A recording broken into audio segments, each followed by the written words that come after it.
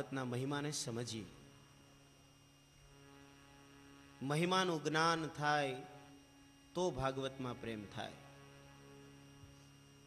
જે શ્રીમદ ભાગવતજીનો મહિમા સમજતો નથી એને બહુ મોટું નુકસાન છે.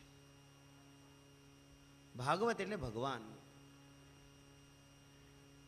તમારે શ્રીમદ ભાગવતના શ્રવણ કરવામાં શરૂઆતમાં જ 50% ફળ લઈ લેવું હોય, પ્રાપ્ત કરી લેવું હોય, તો એના માટે એક સારામાં સારો ઉપાય છે, ભાગવતને પુસ્તક નહીં પરમાત્મા સમજીને સાંભળો. ભગવાન. કેમ કે જ્યારે તમારી શ્રદ્ધાનું બળ આની અંદર પરમાત્માના દર્શન કરશે. પરમાત્મા છે જ, તમારે માનવાનો મતલબ, કહેવાનો મતલબ નથી ને કાંઈ તમને હું મનાવું છું એવો નથી, પણ જે સત્ય છે એનું દર્શન કરતા શીખીએ તો તમને આના યથોક્ત લાભનો અનુભવ થશે. શ્રીમદ ભાગવતના મહાત્મ્યનો જ્યાં વિરામ થાય છે ત્યાં આ જ વાત લખવામાં આવી છે. એતામ્યો નિયતતયા શૃણોતિ ભક્ત્યા. ત્યાં નિયતતયા શબ્દ કહેવાનો અર્થ છે જેવા ભાવથી આને સાંભળવાનું છે એવી રીતે સાંભળે છે. અમે ભગવાનને જ સાંભળી રહ્યા છીએ. આ એક એક શબ્દ કૃષ્ણ જ અમારા કાનમાં જઈ રહ્યા છે અને અમારા કાનમાં ગયેલો એક એક શબ્દ અમારા એક એક પાપને હરીને અમારા મનને શુદ્ધ કરી રહ્યો છે. જેવી ભાવના રાખશો ને એવી થશે.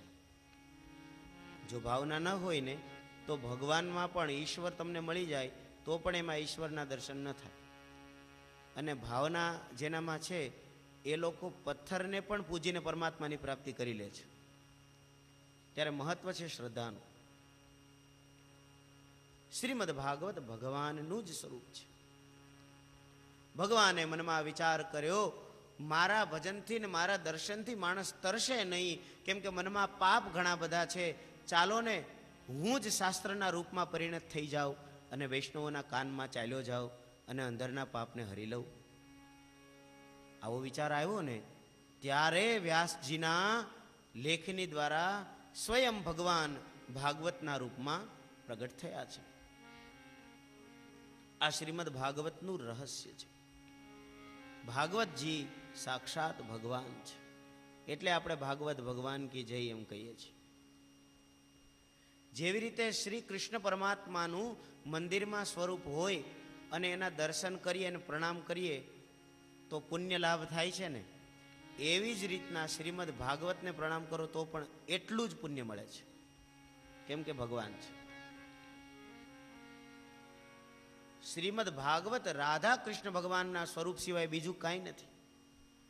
શ્રીધર સ્વામી પોતાની ટીકામાં એક જગ્યાએ લખે છે, રાધા ભક્તિ હરિર જ્ઞાનમ તાભ્યામ યાચ સમન્વિતા તામ શ્રી ભાગવતીમ ગાથામ વંદે યુગલ રૂપિણીમ. શ્રીધર સ્વામી કહે છે, રાધા ભક્તિ, રાધા જ ભક્તિ છે અને હરિ જ જ્ઞાન છે. ભાગવતમાં બે જ વસ્તુ છે, ભક્તિ અને જ્ઞાન. ભક્તિ અને જ્ઞાનનું ફળ છે વૈરાગ્ય. વૈરાગ્ય છે જ્ઞાનનો નાનો ભાઈ છે. જ્યારે જ્ઞાનની પ્રાપ્તિ થાય ત્યારે જેમ મોટા ભાઈને મળીએ તો મોટો ભાઈ નાના ભાઈનો પરિચય કરાવે ને કે મળો આ મારો નાના ભાઈ.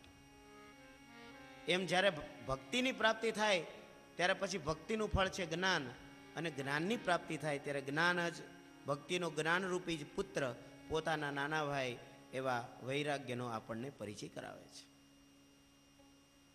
અને એટલા જ માટે તો શ્રીમદ ભાગવતમાં પણ ત્રીજા સ્કંદમાં કપિલજીનું આખ્યાન છે, ત્યાં શ્રદ્ધા રતિર ભક્તિર અનુક્રમિષ્યતિ, એ જગ્યાએ ભક્તિની પ્રાપ્તિ થયા પછી ભક્ત્યા પુમાન જાત વિરાગ ઇન્દ્રિયાત, આવું કહ્યું છે.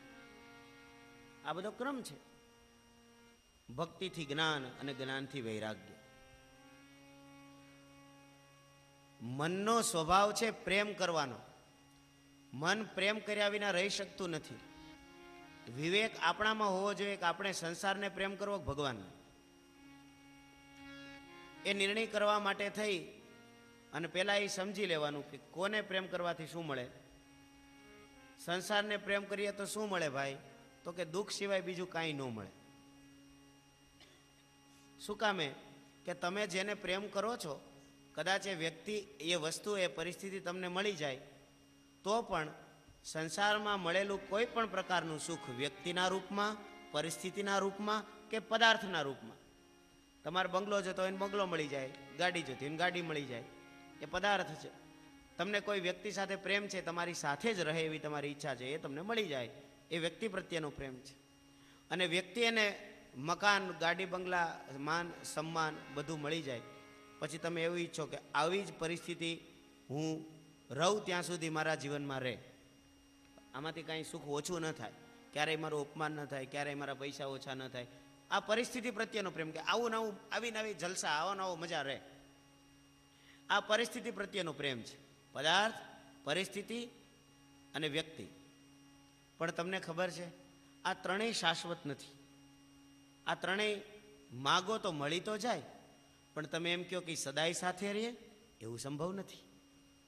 ભગવાન કહે છે, ભાઈ સંસાર ફરતા ચક્રનું નામ છે, સ્થિર નથી.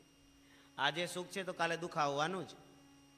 આ રૂપિયાનો સિક્કો હોય ને, એમાં કાટ છાપતા હોય, ખબર છે? એક આ સાઈડ હોય, એક આ સાઈડ હોય. હવે રૂપિયાનો સિક્કો જે સ્વીકાર કરે, પછી એમ કે હું કાટને સ્વીકાર કરું, છાપને નહીં, એમ ચાલે? જે સિક્કાનો સ્વીકાર કરે છે એનો મતલબ છે એણે બંને સાઈડનો સ્વીકાર કર્યો. જે સુખનો સ્વીકાર કરે છે એને સમજી લેવાનું એ દુઃખનો પણ સ્વીકાર કરી રહ્યો છે, ચાહે એની ઈચ્છા હોય કે ન હોય. જીવનમાં સુખ આવે છે તો દુઃખ આવે જ છે. અને દુઃખ એટલે બીજી કોઈ વસ્તુનું નામ નથી. તમને કહી દઉં, દુઃખ એટલે શું? જે પરિસ્થિતિ પ્રાપ્ત થઈ એ પરિસ્થિતિમાં જેવો ફેરફાર થાય એટલે આપણા મન ઉપર જે પ્રતિક્રિયા થાય એનું નામ દુઃખ. દુઃખ એટલે કંઈ બહારથી આવતું, સુખ બહારથી હજી આવે પણ દુઃખ બહારથી આવતું નથી. દુઃખ એટલે શું? જે છે એ જાય એટલે દુઃખ થાય. ચાહે એ વ્યક્તિ હોય, ચાહે પૈસા હોય, ચાહે પ્રતિષ્ઠા હોય, ચાહે ગાડી બંગલા હોય, જે હોય. આ શેનું ફળ છે ભાઈ? સંસાર પ્રત્યેના પ્રેમનું ફળ છે. સંસારનો પ્રેમ છે ને એ ઝાંઝવાના જળ જેવો છે. 1-2 કિલોમીટર દૂર લાંબો રસ્તો હોય, ચૈત્ર મહિનો હોય, ઉનાળાનો સમય હોય, બપોરા 2-2:30 વાગ્યે તમે ઊભા રહ્યો ને એટલે અહીંયાથી આ રાણાવાવાળો રસ્તો બહુ સીધો લાંબો છે. અહીંયા ઊભા રહ્યો ને એટલે દૂર રસ્તામાં તમને પાણી જેવું દેખાય. એ ઝાંઝવાના જળ છે, મૃગજળ. એ ત્યાં પાણી નથી, દેખાય છે. પાસે મોટરસાયકલ, બાઇક કે કાંઈ હોય ને લઈને તમે પહોંચી જાઓ, ત્યાં જાઓ ને તો ત્યાંથી 2 કિલોમીટર દૂર પાણી દેખાય, ત્યાં ન હોય. દેખાય છે નહીં. બ્રહ્મલીન પૂજ્ય ડોંગરેજી મહારાજ એમ કહેતા, સંસારનો અનુભવ કરવામાં માણસને જે સુખ લાગે છે એ સુખ જેવો ભાસ થાય છે, સુખ છે નહીં. જો સુખ મળે તો કોઈ દિવસ જીવનમાંથી સુખ જાય જ નહીં. સાચું સુખ મળે ને તો. જે સુખને ગીતા વર્ણન કરે છે, સુખમ આત્યંતિકમ યત્તદ બુદ્ધિગ્રાહ્યમ અતિન્દ્રિયમ, એ સુખ સંસારમાં ક્યાં છે? સંસારીનું સુખ કેવું? ઝાંઝવાના જળ જેવું. ભાગવતમાં અને શાસ્ત્રોમાં આ વાત કહી છે એ તમને મનમાં વૈરાગ્ય અપાવવા માટે થઈને નહીં, પણ સંસારનું સત્ય સમજાવવા માટે. કદાચ ભાગવતમાં વર્ણન કરેલી આ વાત તમને અનુભવમાં કે વિશ્વાસમાં ન બેસે તો એમાં કથા કરનાર કે કથાનો કાંઈ દોષ નથી ને કાંઈ નુકસાની નથી.